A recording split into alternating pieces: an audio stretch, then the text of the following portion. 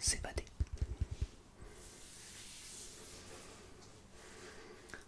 Là, c'est la version livre pop-up géant. C'est une très belle édition que je conseille à tout le monde. Évidemment, encore plus pour les petits, mais bon, aussi pour les grands. Pendant cette vidéo, je vais faire un petit peu de mic brushing également et un petit peu de tapping, mais ça sera surtout de la lecture chuchotée, vous l'aurez compris. Alors commençons.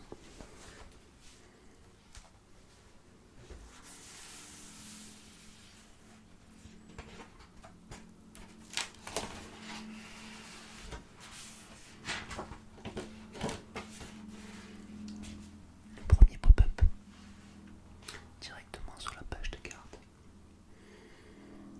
C'est le petit prince qui s'envole.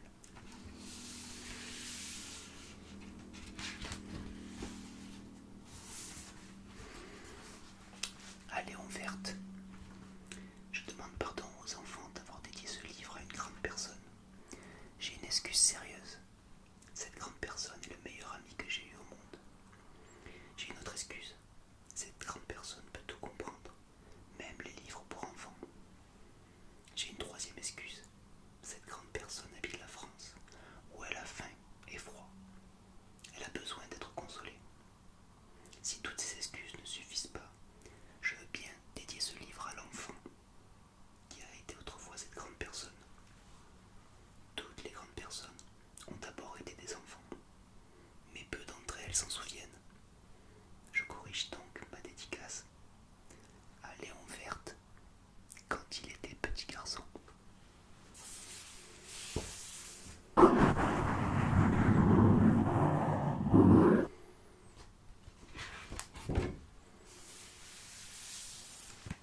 Chapitre 1.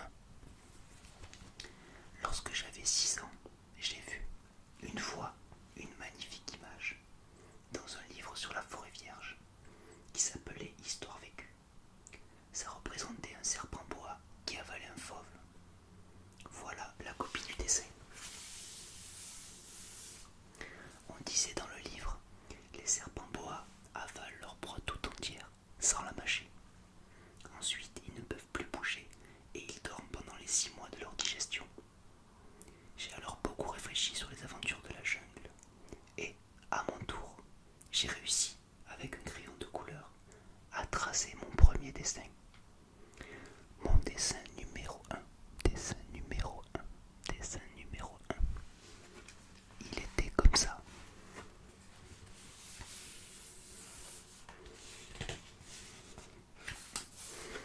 J'ai montré mon chef-d'œuvre aux grandes personnes et je leur ai demandé si mon dessin leur faisait peur. Elles m'ont répondu: pourquoi un chapeau ferait-il peur? Mon dessin ne représentait pas un chapeau, il représentait un serpent boa qui digérait un éléphant. J'ai alors dessiné l'intérieur du serpent boa afin que les grandes personnes puissent comprendre. Elles ont toujours besoin d'explications. Mon dessin numéro 2 était comme ça.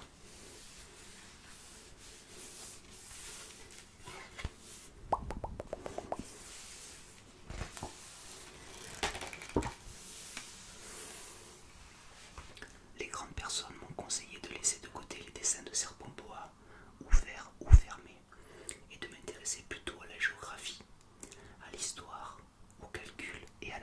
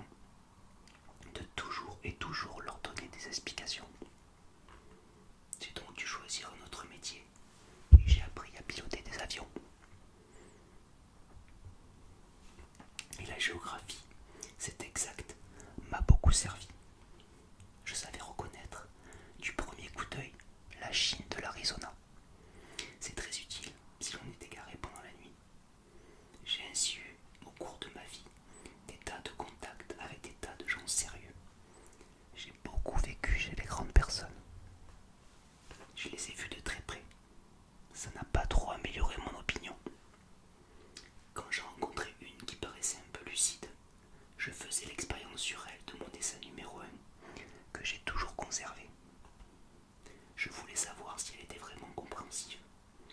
Mais toujours elle me répondait « C'est un chapeau ». Alors je ne lui parlais ni de serpent bois, ni de forêt vierge, ni d'étoiles. D'étoiles. Je me mettais à sa portée. Je lui parlais de bridge, de golf, de politique et de cravate. Et la grande personne était bien contente de connaître un homme aussi raisonnable.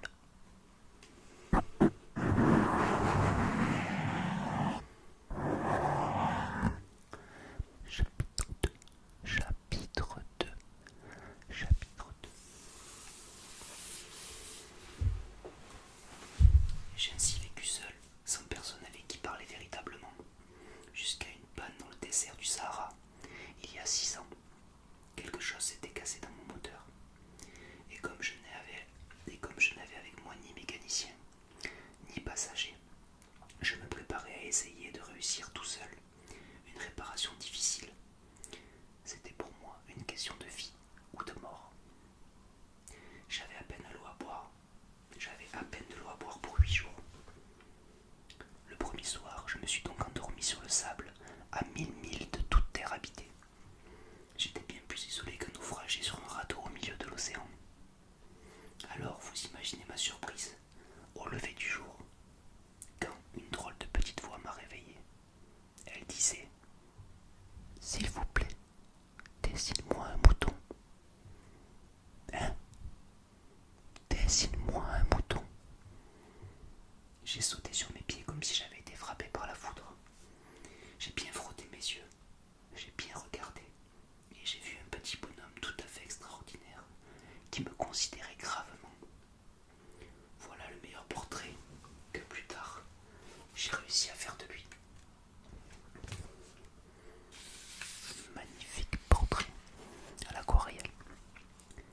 Voilà le meilleur portrait que plus tard j'ai réussi à faire de lui. Mais mon dessin, bien sûr, est beaucoup moins ravissant que le modèle. Ce n'est pas ma faute, j'avais été découragé dans ma carrière de peintre par les grandes personnes. À l'âge de 6 ans, et je n'avais rien appris à dessiner, sauf les bois fermés et les bois ouverts.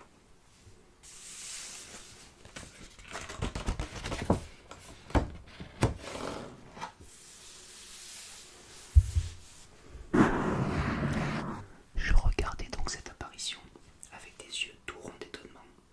N'oubliez pas que je me trouvais à 1000 milles de toute terre habitée.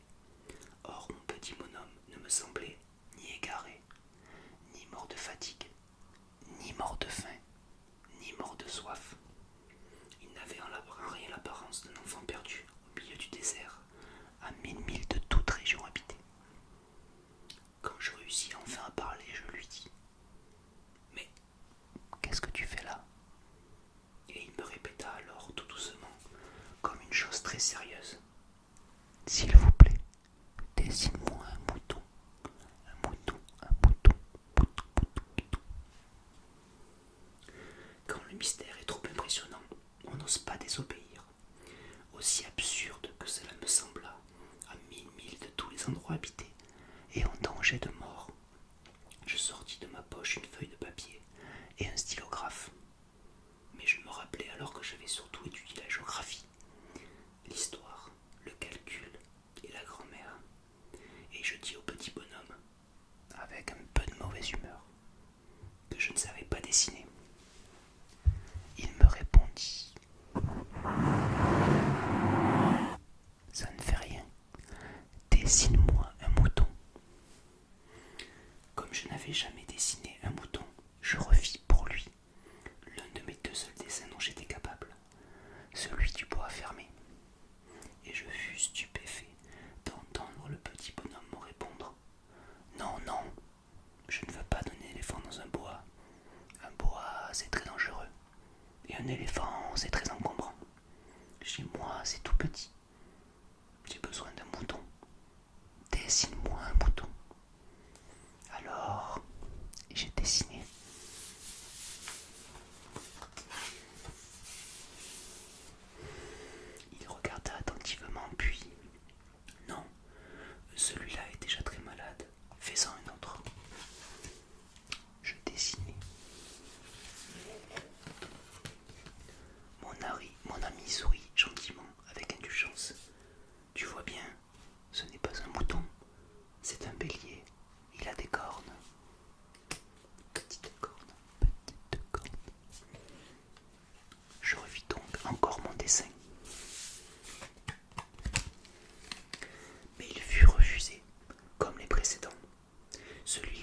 Dieu, je veux un mouton qui vive longtemps. Alors, faute de patience, comme j'avais hâte de commencer le démontage de mon moteur, je griffonnais ce dessin-ci. Et je lançais. Ça, c'est la caisse. Le mouton que tu veux est dedans.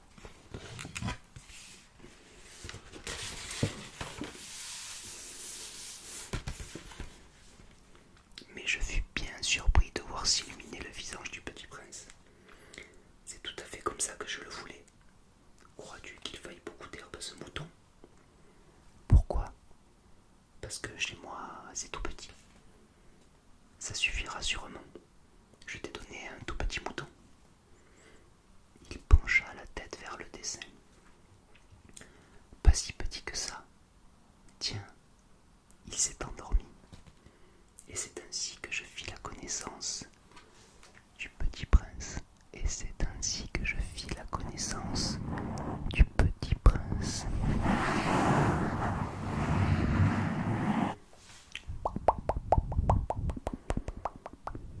Chapitre 3.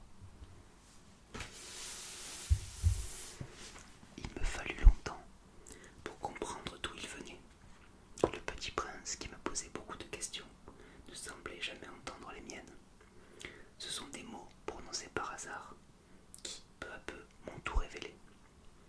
Ainsi, quand il aperçut pour la première fois mon avion, je ne dessinerai pas mon avion, c'est un dessin beaucoup trop compliqué pour moi. Il me demanda: qu'est-ce que c'est que cette chose-là? Ce n'est pas une chose, ça vole. C'est un avion, c'est mon avion. Et j'étais fier de lui apprendre que je volais. Alors il s'écria: comment? Tu es tombé du ciel? Oui, fis-je modestement. Ah, ça c'est drôle. Et le petit prince eut un très joli éclat de rire qui m'irrita beaucoup. Je désire que l'on prenne mes malheurs au sérieux. Puis il ajouta: alors toi aussi tu viens du ciel? De quelle planète es-tu? J'entrevis aussitôt une lueur dans le mystère de sa présence, et j'interrogeai brusquement: tu viens donc d'une autre planète? Mais il ne me répondit pas. Il hochait la tête doucement tout en regardant mon avion. C'est vrai que là-dessus, tu ne peux pas venir de bien loin. Et il s'enfonça dans une rêverie qui dura longtemps. Puis, sortant mon mouton de sa poche, il se plongea dans la contemplation de son trésor.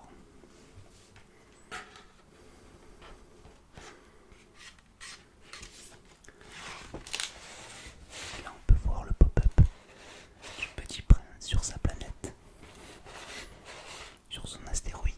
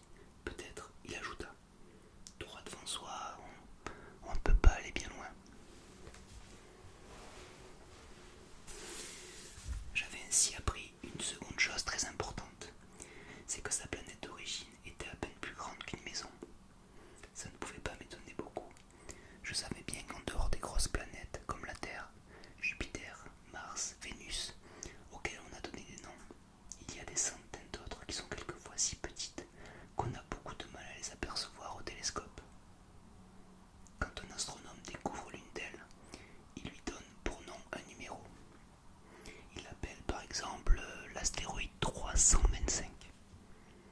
J'ai de sérieuses raisons de croire que la planète d'où venait le Petit Prince est l'astéroïde P612. Cet astéroïde n'a été aperçu qu'une fois au télescope, en 1909, par un astronome turc. Il avait alors fait une grande démonstration de sa découverte à un congrès international d'astronomie. Mais personne ne l'avait cru à cause de son costume. Les grandes personnes sont comme ça. Là on voit l'astronome turc avec son gros télescope pour voir l'astéroïde P612. P612. Heureusement pour la réputation de l'astéroïde P612, un dictateur turc imposa à son peuple, sous peine de mort, de s'habiller à l'européenne. L'astronome refit sa démonstration en 1920 dans un habit très élégant, et cette fois-ci, tout le monde fut de son avis. Si je vous ai raconté ces détails sur l'astéroïde P612, et si je vous ai confié son numéro, c'est à cause des grandes personnes. Les grandes personnes aiment les chiffres. Quand vous leur parlez de nouvel ami, elles ne vous questionnent jamais sur l'essentiel. Elles ne vous disent jamais quel est le son de sa voix, quels sont les jeux qu'il préfère, est-ce qu'il collectionne les papillons. Elles vous demandent quel âge a-t-il, combien a-t-il de frères, combien pèse-t-il, combien gagne son père. Alors seulement elles croient le connaître.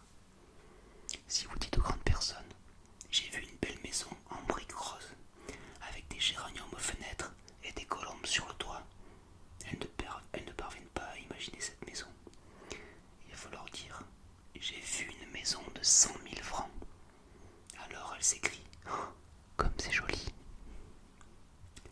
Ainsi, si vous leur dites, la preuve que le Petit Prince a existé, c'est qu'il était ravissant, qu'il riait et qu'il voulait un mouton.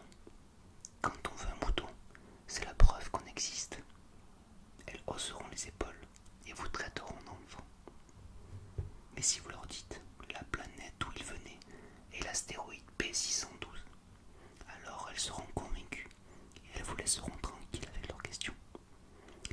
Elles sont comme ça, il ne faut pas leur en vouloir. Les enfants doivent être très indulgents avec les grandes personnes. Mais bien sûr, nous, qui comprenons la vie, nous nous moquons bien des numéros. J'aurais aimé commencer cette histoire à la façon des contes de fées. J'aurais aimé dire: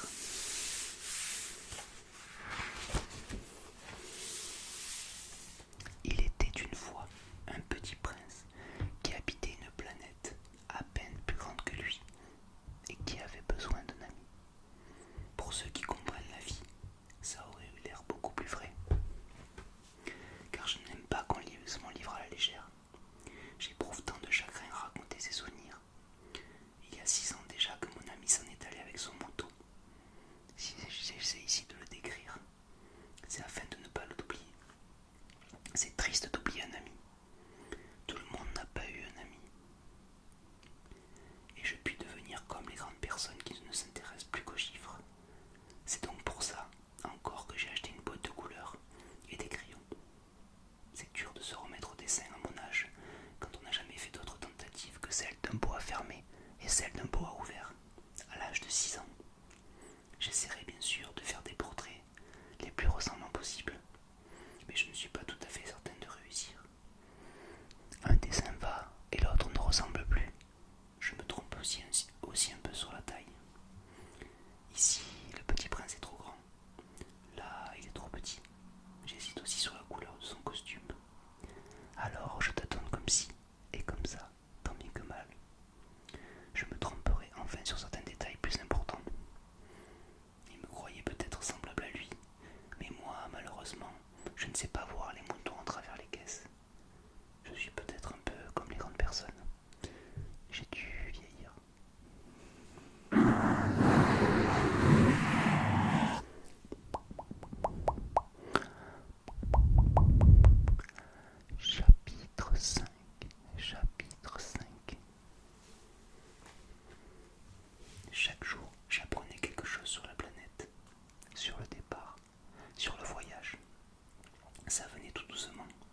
au hasard des réflexions.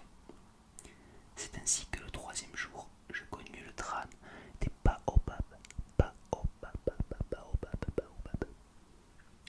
Cette fois-ci encore, ce fut grâce au mouton, car brusquement le petit prince m'interrogea, comme pris d'un doute grave. C'est bien vrai, n'est-ce pas, que les moutons mangent les arbustes? Oui, c'est vrai. Ah, je suis content. Je ne compris pas pourquoi il était si important que les moutons mangeassent les arbustes. Mais le petit prince ajouta: par conséquent, ils mangent aussi les baobabs. Je fis remarquer au petit prince que les baobabs ne sont pas des arbustes, mais des arbres grands comme des églises, et que, si même il emportait avec lui tout un troupeau d'éléphants, ce troupeau ne viendrait pas à bout d'un seul baobab. Le troupeau d'éléphants. L'idée du troupeau d'éléphants fit rire le petit prince. Il faudrait les mettre les uns sur les autres.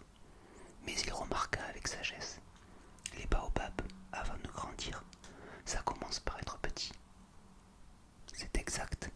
Mais pourquoi veux-tu que tes moutons mangent les petits baobabs? Il me répondit: ben voyons, comme s'il s'agissait là d'une évidence. Et il me fallut un grand effort d'intelligence pour comprendre à moi seul ce problème. Et en effet, sur la planète du Petit Prince, il y avait, comme sur toutes les planètes, de bonnes herbes et de mauvaises herbes. Mais les graines sont invisibles. Elles dorment dans le secret de la terre, jusqu'à ce qu'il prenne fantaisie à l'une d'elles de se réveiller. Alors, elles s'étirent et poussent d'abord timidement vers le soleil, une ravissante petite brindille, inoffensive. S'il s'agit d'une brindille de radis ou de rosier, on peut la laisser pousser comme elle veut. Mais s'il s'agit d'une mauvaise plante, il faut arracher la plante aussitôt, dès qu'on a su la reconnaître. Or, il y avait des graines terribles sur la planète du Petit Prince.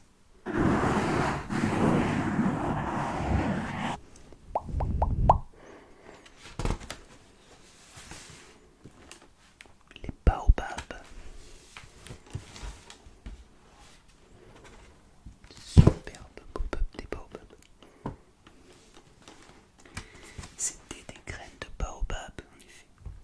Le sol de la planète en était infesté. Or, un baobab, si on s'y prend trop tard, on ne peut jamais plus s'en débarrasser. Il encombre toute la planète. Il la perd fort de ses racines. Et si la planète est trop petite, et si les baobabs sont trop nombreux, ils la font éclater. C'est une question de discipline, me disait plus tard le petit prince, quand on a terminé sa toilette du matin. Il faut faire soigneusement la toilette de la planète. Il faut s'astreindre régulièrement à arracher les baobabs dès qu'on les distingue avec les rosiers auxquels ils ressemblent beaucoup quand ils sont très jeunes. C'est un travail très ennuyeux, mais très facile. Et un jour, il me conseilla de m'appliquer à réussir un beau dessin pour bien faire entrer ça dans la tête des enfants de chez moi. S'ils voyagent un jour, me disait-il, ça pourra leur servir. Il est quelquefois sans inconvénient de remettre à plus tard ton travail. Mais quand il s'agit de baobab, c'est toujours une catastrophe. J'ai connu une planète habitée par un paresseux. Il avait négligé 3 arbustes.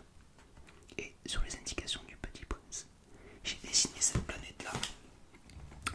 Je n'aime guère prendre le ton d'un moraliste, mais le danger des baobabs est si peu connu, et les risques courus par celui qui s'égarerait dans une astéroïde sont si considérables que pour une fois, je fais exception à ma réserve.